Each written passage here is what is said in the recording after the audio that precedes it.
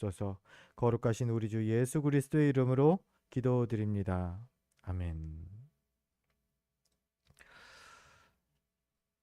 인터넷을 보는데요. 세계 여행을 하는데 주의사항이 있답니다.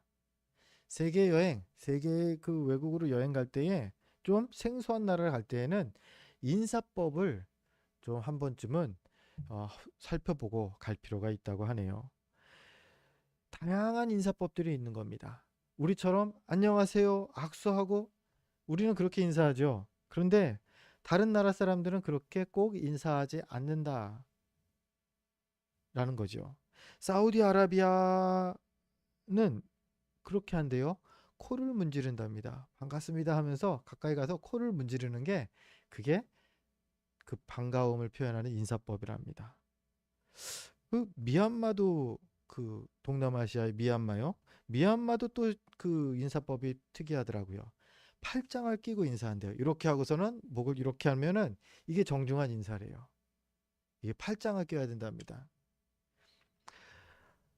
그리고 티베트, 티벳이 있죠. 그 히말라야 주변에 티베트 그 근방에 그 사람들은 이렇게 인사한다고 하네요. 메롱하는 게 인사래요. 혓바닥을 내미는 게 인사래요. 신기하죠? 우리는 약 올릴 때 하잖아요. 메롱을. 근데 그 사람들은 혀를 쫙 내미는 게 나 혀 있다라는 것을 보여주는 게 그 사람들은 정중한 인사랍니다. 그리고 뭐 많이 들어보셨죠? 아프리카의 마사이족. 마사이족들은 인사를 침을 뱉는다고 하네요. 또 얼굴에 침을 뱉는데요. 갓난아기가 태어났어요. 아이고 예뻐라 하면서 우리는 뭐 해요? 뭐 엉덩이도 때리고 볼도 만지작하고 막 쓰다듬고 그러죠. 거기서는 어유 예뻐라 퇴. 이게 아기들한테도 침을 뱉는다는 거예요. 이게 반가운 인사법. 그를 존중하고 친근함을 표현하는 인사법이 침을 뱉는 거랍니다. 참 다양합니다. 근데 이렇게 나라마다 인사법들이 참 다릅니다. 그거는요, 저런 사람들은 왜 저렇게 지저분하게 불결하게 인사를 해? 라고 말해서는 안 되죠. 이거는 옳고 그름의 문제가 아니라 그냥 서로 이해하고 인정해주는, 주어야 하는 그러한 문화인 것이죠. 그렇습니다. 사람이 살아가다 보면요, 다 다양합니다. 생각도 다양하고요, 관습도 다양해집니다. 오늘 말씀도 이 다름을 말하고 있습니다. 오늘 하나님은 시체가 부정하다라고 말씀하십니다. 여러분, 죽은 사람이 더러우면 얼마나 더럽겠습니까? 오히려 이 뭐예요? 이 염도하고 막 깨끗한 옷도 입히고 그러지 않습니까? 그런데 하나님은 죽은 자는 시체는 부정하다 이렇게 말씀하십니다. 이게 이해가 됩니까? 말이 됩니까? 심지어 시체를 만지는 사람, 살짝 건드리는 사람도 그 사람도 부정하다. 하나님이 이렇게 말씀하십니다. 참 납득이 가지 않는 말이 아닐 수 없습니다. 그런데요, 여러분, 이게 하나님의 기준인 겁니다. 내 기준이 아니라고 해서 틀렸다. 아유 이거 무슨 그런 말도 안 되는 이라고 반응해서는 안 된다는 거죠.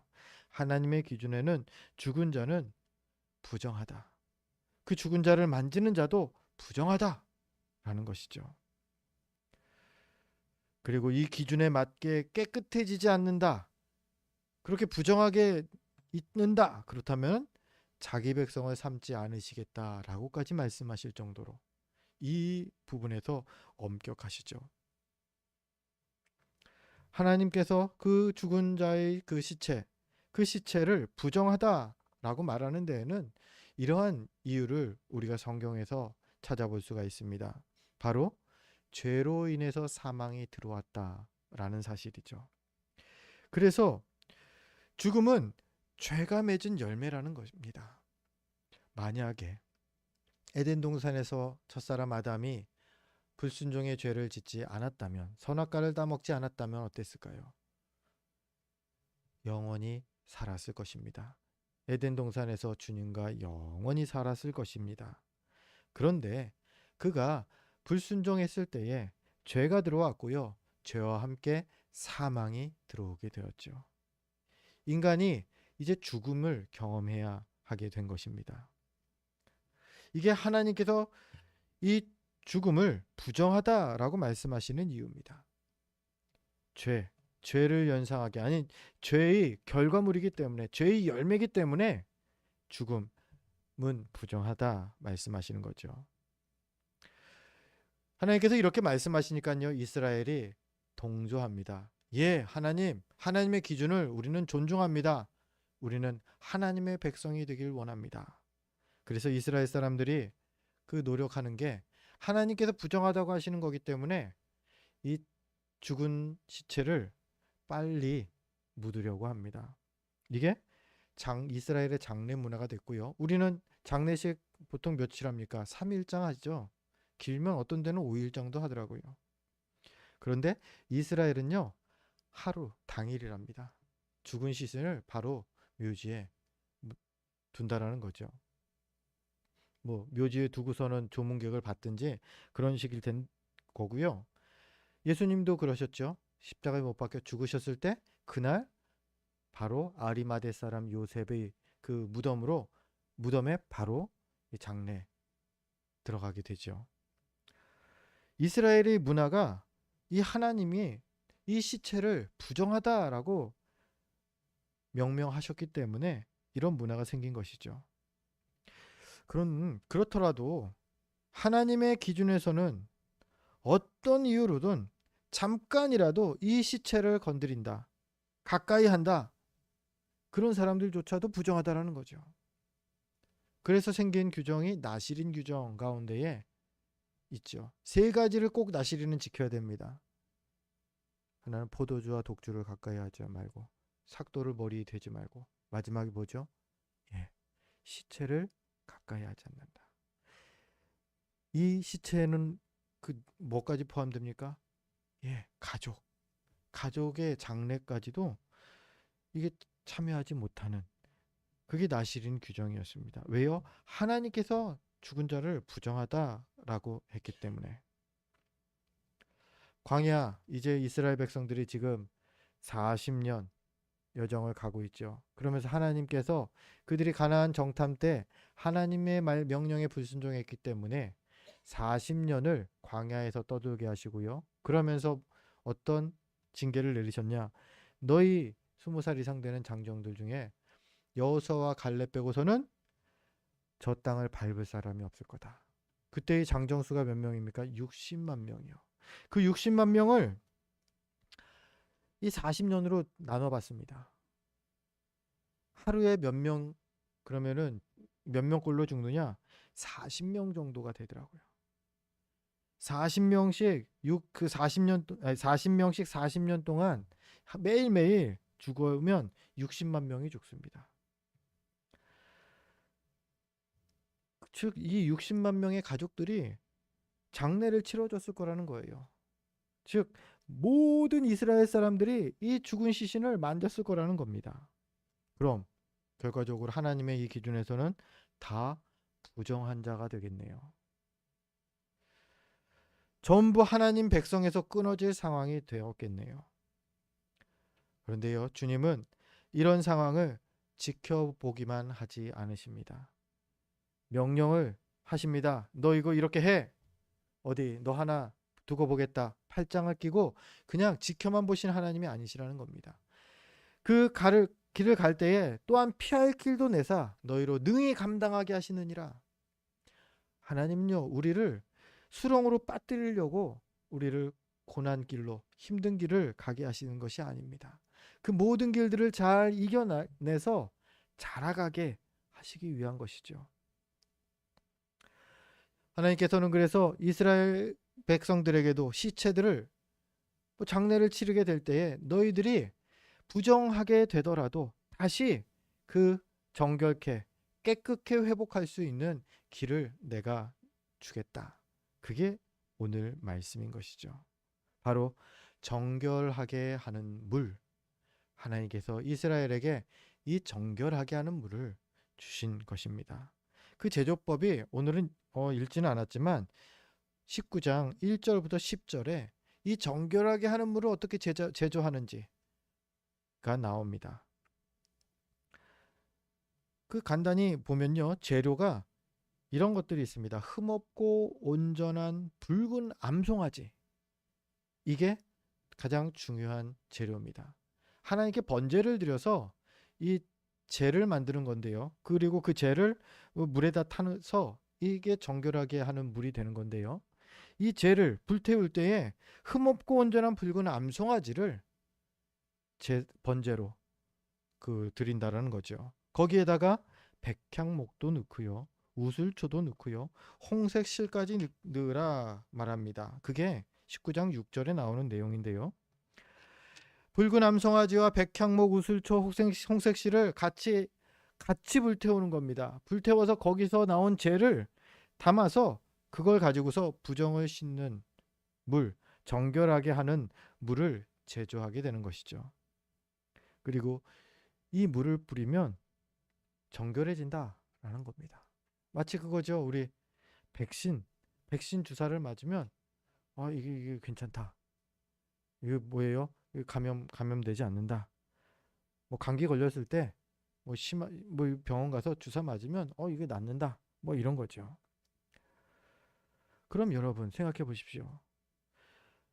주사 치료할 때 맞는 주사에는 그 약이 그 균을 박멸하는 그런 기능이 있는 게 맞습니다. 하지만 지금 방금 열거된 재료 가운데에 어느 것 하나 이 우리의 부정함을 깨끗게 하는데 특별한 효능을 갖고 있는 재료가 있었습니까? 송아지요? 백향목이요? 우슬초요? 홍색실이요? 아니요. 이런 것들은 다 여기저기 널려 있는 그러한 것들이었습니다.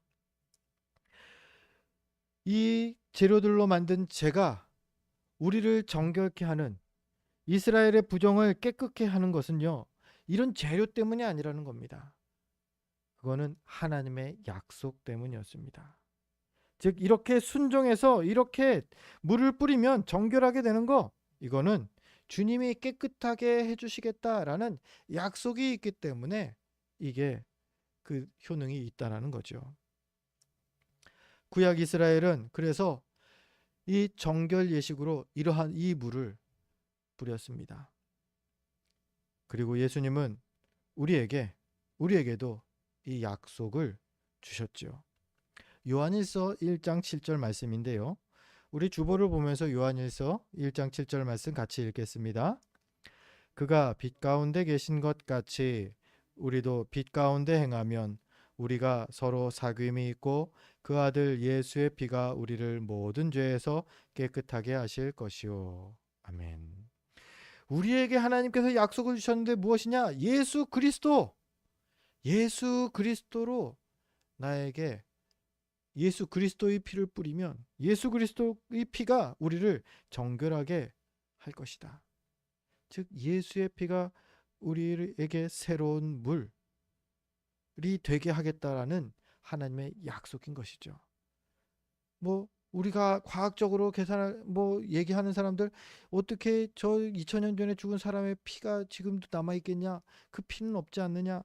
과학적으로 그 피에 무슨 기능이 있어 갖고 사람이 깨끗하게 죄가 없어지겠느냐? 과학적으로 따지는 게 아니라는 겁니다. 무엇이요? 하나님의 약속이요. 내가 해주겠다라고 하신 겁니다. 우리는 이제 더 이상 붉은 암송아지로 제사를 드리지 않아도 됩니다. 이 새로운 물은 구약 제사보다 훨씬 더 강력하다, 성경은 우리에게 말하죠. 히브리서 9장 12절이 그 사실을 우리에게 증거합니다. 우리 히브리서 9장 12절도 같이 읽습니다. 염소와 송아지의 피로 하지 아니하고 오직 자기의 피로 영원한 속죄를 이루사 단번에 성소에 들어가셨느니라. 아멘. 누구 얘기입니까? 바로 예수 그리스도의 피를 얘기하는 것이죠. 예수 그리스도라는 이 새로운 물, 이 새로운 물은요, 우리를 어떻게 정결하게 하느냐? 한 번 사용하면은 그 효과가 분명해진다. 잘 안 됐는데요, 다시요. 그런 게 필요가 없다라는 거죠. 또한 단번에 들어갈 뿐만 아니라 두 번째로요, 영원한 속죄, 영원한 효과가 있다라는 겁니다. 내가 예수 그리스도의 피로 정결케 된 이 부분에 대해서 나중에 하나님께서 갑자기 야, 너 옛날에 이런 거 있었지 않냐? 다시 끄집어내지 않으신다라는 거예요. 그 죄사함은 아예 없는 걸로, 언제까지요? 영원히 없는 걸로 해주시겠다라는 거죠. 이렇게 예수 그리스도라는 이 새로운 물이 죄에 대해 우리 영혼을 정결하게 하십니다. 이렇게 우리가 죄에서 정결하게 되는 거, 이거는요 그냥 되는 게 아닙니다. 죄에서 깨끗해지는 거, 이것은요 누군가의 희생이 우선 있었다라는 것이죠. 후쿠시마 원전 사고가 일어난 지도 꽤 됐습니다. 한 5년이 넘은 것 같습니다. 방사능 유출이 심하게 됐었죠. 그때에 이 방사능 유출되는 부분을 막기 위해서, 해결하기 위해서 뭐 기계가 들어가는 데는 한계가 있대요. 어쨌든 사람이 누군가는 가야 한다는 거죠. 그래서 피폭을 감수하면서까지 사고 현장에 들어간 사람들이 있었죠. 그리고 그 중에는 방사능에 된 사람들도 있었습니다. 아직 이 원전 사고가 완전히 해결되지는 않았지만 이런 이들의 희생으로 방사능이 오염되는 그 위험이 많이 줄어든 것이 사실입니다. 누군가는 희생을 했기 때문에 지금 우리가 특별한 그 평안을, 특권을 누리게 되는 것이죠. 뭐 멀리 가지 않고 가까이도 많이 있어요. 여러분, 가을에 낙엽이 많이 떨어지죠. 그 낙엽들 다 어디 갑니까? 가을에 낙엽 밟는 게 그게 뭐예요? 낭만이라고 하면서 참 좋아하시는 분들도 많이 있습니다. 바스락바스락 거리는 소리 참 좋죠. 예, 그런데 가을 한철을 지나면요, 그 많던 낙엽이 싹 사라집니다. 어떻게 뭐 부식되어서 없어지는 걸까요? 아니죠. 우리가 그 낙엽에 대한 운치를 얘기하고 낭만을 얘기할 때 환경미화원분들이 특별 근무를 하죠. 평소보다 두세 시간 일찍 나와서 이 낙엽 치우는 그 작업을 아주 새벽 일찍부터 하신다고 합니다. 그래서 겨울 되기 전에 거리가 깨끗해지는 것이죠. 그렇습니다. 우리가 누리는 특권은요, 누군가의 희생이 반드시 있었다라는 겁니다. 오늘 이 정결하게 되는 것, 우리가 너무나 쉽게 정결하게 되는 것 같지만 이것을 위해서 또한 누군가의 희생이 있었다라는 겁니다. 구약 시대에 이 정결하게 하는 물을 제조할 때도 그랬습니다. 7절 부분을 보니까요, 이 제조할 때에 제사장이 희생하는 것이 나옵니다. 우리 7절 말씀 제가 대표로 읽겠습니다. 제사장은 자기의 옷을 빨고 물로 몸을 씻은 후에 진영에 들어갈 것이라 그는 저녁까지 부정하리라. 제사장은요, 이 제사를 집례하는 사람입니다. 지금 백향목과 우슬초와 홍색실을 이게 불에 태운 재를 이제 그 불에 태우는 이 제사를 드리는 거죠, 하나님께. 근데 이 제사장이 이 제사를 드리고 나면 부정해진다라는 겁니다. 이어지는 8절입니다. 송아지를 불사른 자도 자기의 옷을 물로 빨고 물로 그 몸을 씻을 것이라 그도 저녁까지 부정하리라. 송아지를 불사르는 자, 송아지에다가 불을 붙이는 누군가가 있을 거라는 겁니다. 레위인 가운데 있겠죠. 그 사람도 부정한 자다. 10절입니다. 암송아지의 죄를 거둔 자도 자기의 옷을 빨 것이며 저녁까지 부정하리라. 암송아지의 죄를 거둔 자도 부정해진다라는 겁니다. 이 정결하게 하는 물을 만들기 위해서 누군가는 부정해지고 있다는 겁니다. 또 21절을 보니까요, 이 정결하게 하는 그 물을 만든 이후에도 누군가가 부정해져야 한다 나옵니다. 21절 보니까 이렇게 기록되어 있습니다. 이는 그들의 영구한 율례니라. 정결하게 하는 물을 뿌린 자는 자기의 옷을 빨 것이며 정결하게 하는 물을 만지는 자는 저녁까지 부정할 것이며. 정결하게 하는 물을 누군가에게 뿌려줘야 되겠죠. 그래서 그것을 듭니다. 그리고 쩍쩍쩍쩍 뿌립니다. 근데 뿌리는 그 사람이 부정해진대요. 정결에는요, 희생이 누군가의 희생이 담겨 있다라는 겁니다. 그리고 우리도 마찬가지입니다. 하나님께서 우리에게 새로운 물을 주셨죠. 앞서 말씀드렸다시피 예수 그리스도가 우리를 정결하게 하시는 물이십니다. 우리가 죄에서 정결해지는 것, 바로 이 예수님의 희생 때문이죠. 그 가치가 무한하신 창조주 하나님께서 친히 유한한 피조물의 몸을 입고 이 땅에 오셨고요. 그래서 갖은 모욕과 핍박을 당하시고 피 흘려서 죽으시기까지 하셨습니다. 그 십자가 희생으로 우리가 정결하게 되는 것이죠. 이 십자가 희생을 믿고 회개하는 모든 이들을 정결하게 하시겠다. 하나님께서 약속하시는 겁니다. 근데 상식적으로요, 생각해 보십시오. 전혀 이해가 되지 않는 얘기 아닙니까? 뭐 때문에 창조주가 피조물이 되십니까? 굳이 전능하신 하나님께서 인간의 육체의 굴레에 속박되는 것, 이건 말도 안 되는 일이죠. 또 그냥 회개한다고 그 끔찍한 죄를 아무 처벌도 없이 깨끗하게 해주신다는데요. 이게 상식적으로, 논리적으로 납득이 또 되지 않는 거 아닙니까? 굳이 왜 이렇게 하나님께서 하신다라는 겁니까? 그거를 성경은 하나님이 세상을 이처럼 사랑하사 우리를 사랑하시기 때문이라고 요한복음 3장 16절은 우리에게 전하고 있죠. 그리고 이게 하나님의 방법입니다. 너희 죄 니네가 알아서 해. 어디 나는 지켜보기만 하겠다가 아니라요. 너희가 이렇게 해야지 너희가 정결하게 돼야지 천국에 가는데 너희를 정결하게 하는 것도 내가 이렇게 방법을 준비하겠다. 그렇게 준비하게 해주신 것이 바로 예수 그리스도의 십자가죠. 이런 그리스도의 희생으로 우리는 죄의 더러움에서 단번에 깨끗해질 수 있게 되었습니다. 그런데 문제가 있습니다. 이 죄가 가만히 멈춰 있지 않는다는 겁니다. 죄를 지었으면은 죄가 가만히 있으면 하나님 여기다가만 부어주세요. 그러면 되는데 그게 아니라 전염성이 대단히 강하다는 거죠. 오늘 본문 22절인데요. 우리 성경책을 보면서 22절 말씀을 같이 읽어보려고 합니다. 함께 읽겠습니다. 부정한 자가 만진 것은 무엇이든지 부정할 것이며 그것을 만지는 자도 저녁까지 부정하리라. 아멘. 죄가 얼마나 위험한지, 그 전염성이 얼마나 강력한지를 경고하고 있습니다. 부정한 자가 만진 거, 그거는 다 부정해지는 거야. 그리고 그 만지는 자도 부정해. 물건도 부정해지고 사람도 부정해지고 전염성이 강력하다는 거죠.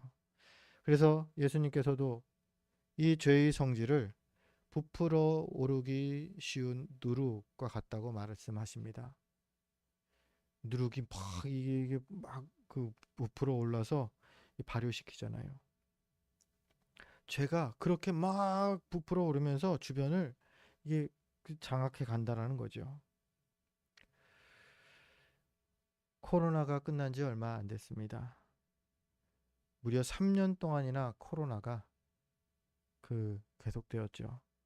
그래서 코로나 이후로 마스크를 쓰는 문화가 생겼습니다. 저도 써보니까 좋아요. 감기도 덜 걸리고. 그래서 마스크 잘 쓰고 다닙니다. 또 이 코로나 때문에 1인 식사 문화가 아주 발달했어요. 얼마 전에 가봤는데 1인 샤브샤브집. 잘 해놨더라고요. 너무 좋더라고요. 샤브샤브는 항상 같이 먹는 걸로만 생각했는데 혼자 먹어도 되게끔 깔끔하게 해놨어요. 1인 식사 문화가 이제 많이 정착했습니다. 그리고 코로나 시기 때 재택근무도 많이 또 활성화가 됐었죠. 무슨 이유 때문입니까? 코로나균이 전염되지 않도록. 코로나가 다른 감기, 코로나도 감기의 일종인데 다른 감기보다 더 경계를 많이 했습니다. 왜냐하면 전염성이 훨씬 더 강했기 때문이죠. 그런데 이렇게 마스크도 쓰고 식사도 1인 식사하고 재택근무를 하는데도 불구하고 전염이 되는 겁니다. 그만큼 코로나가 당시에 아주 강력했죠. 그래서 영화 속에서나 볼 것 같이 뭐 코호트라는 그런 단어도 생겼어요. 이 격리죠.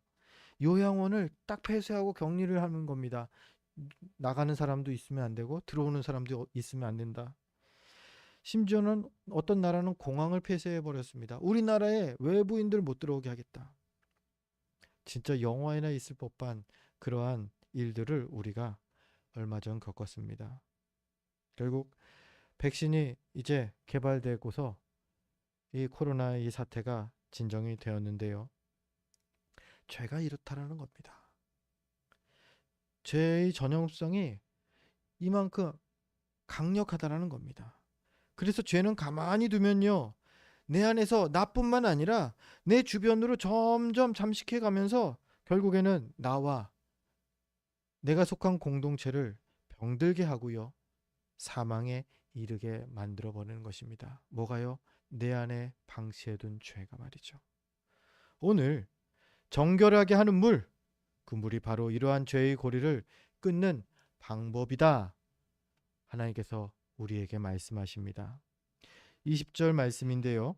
우리 20절 말씀 한번 또 같이 읽어보도록 하겠습니다.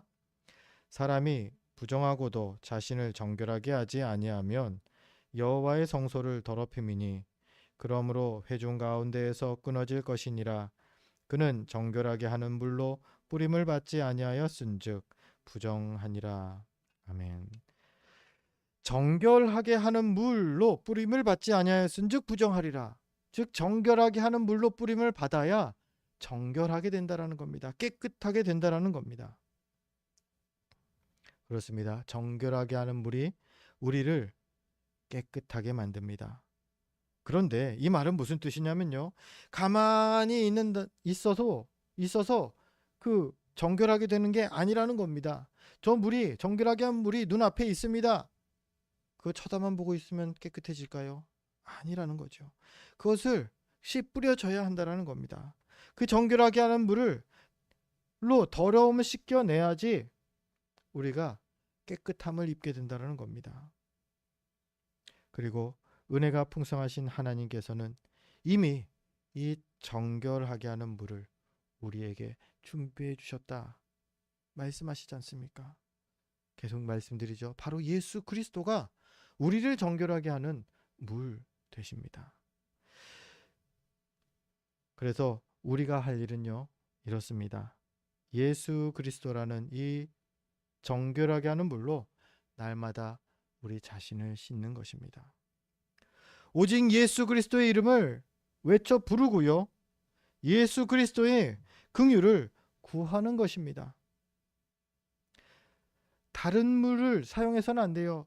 이렇게 착한 행실로 깨끗하게 된다? 아니요. 성경은 그렇게 말하지 않습니다. 저렇게 하는 것으로도 깨끗하게 한다. 내가 뭔가 봉사를 해서 깨끗하게 된다? 아니요. 절대 깨끗해지지 않습니다. 다른 물을 쓰면 안 됩니다. 하나님께서 구약 이스라엘에게 정결하게 하는 물을 제조법까지 말씀하신 건요, 이렇게 해라, 이렇게 한 물로 씻어야지만 정결하게 된다. 그리고 우리에게 주신 정결하게 하는 물은 예수 그리스도 한 분뿐입니다. 예수 그리스도로 정결해져야 하는 것입니다. 이렇게 우리를 예수 그리스도의 이름으로 정결하게 하는 것, 그것을 우리는 회개라고 부릅니다. 예수 그리스도의 이름을 힘입어서 회개의 고백을 드릴 때에 주님은 우리를 다시금 정결하게 하시겠다 약속하십니다. 요한일서 1장 9절이 그 약속을 기록하고 있습니다. 우리 주보를 보면서 요한일서 1장 9절 말씀을 함께 읽습니다.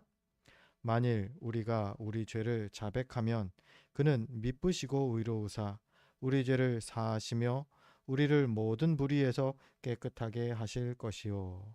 아멘. 우리가 고백하며 주님 앞에 정결한 물 앞에 나아갈 때에 그 물로 뿌림 받을 수 있다라는 겁니다. 쳐다보기만 해서는 안 된다라는 겁니다. 주님께서 그렇게 정결한 물이 되신다라는 것을 알고만 있어서는 안 된다라는 겁니다. 기도하십시오. 주님 앞에 날마다 나의 죄를 정결케 하여 주기를 사모하며 간구하시는 것입니다. 예수 그리스도가 우리를 정결하게 하실 것입니다. 그 예수 그리스도로 날마다 깨끗해지시길 바랍니다. 그렇게 마지막까지 주님의 정결하고 거룩한 백성으로서 믿음의 길을 걸어가는 저와 여러분 되시기를 주의 이름으로 축원드립니다.